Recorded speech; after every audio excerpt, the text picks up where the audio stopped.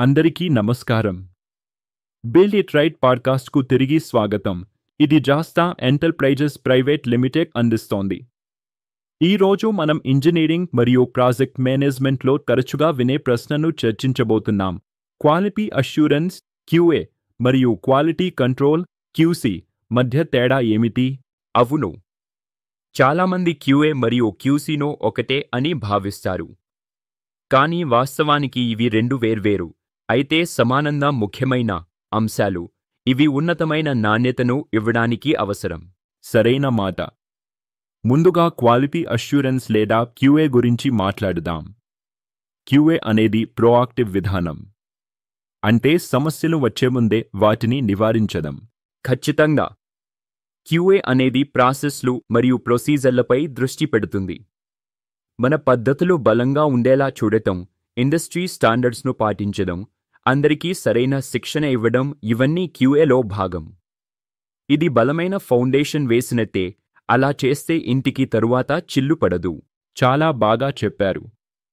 QA అనేది కాంప్లయన్స్ను నిర్ధారిస్తుంది, రిస్క్లను ముందుగానే గుర్తిస్తుంది, ప్రాసెస్లను ఎప్పటికప్పుడు మెరుగుపరుస్తుంది. అంటే తప్పులను సరిదిద్దడం కాకుండా అవి జరగకుండా చేయడమే లక్ష్యం. ఇప్పుడు క్వాలిటీ కంట్రోల్ లేదా క్యూసీ గురించి చూద్దాం.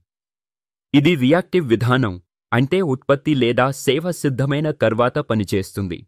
సరియైన మాట. క్యూసీ అనేది ఫైనల్ అవుట్పుట్పై దృష్టి పెడుతుంది. ఉత్పత్తి స్టాండర్డ్స్కి తగ్గుతుందా అని టెస్టింగ్, ఇన్స్పెక్షన్ చేస్తుంది.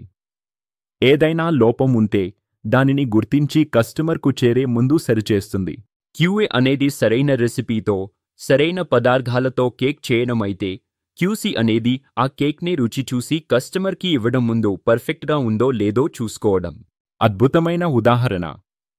ముఖ్యంగా చెప్పుకోవాల్సింది ఏమిటంటే క్యూఏ అనేది ప్రాసెస్లోనే నాణ్యతను పెంచుతుంది, క్యూసీ అనేది చివరి ఫలితాన్ని చెక్ చేస్తుంది.